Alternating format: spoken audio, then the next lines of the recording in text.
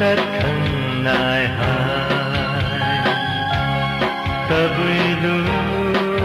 nắng xuân đất khăn nai hai lồng pian mấy lật aju sa xuân lâu tân thi kỳ ai thô nắng rì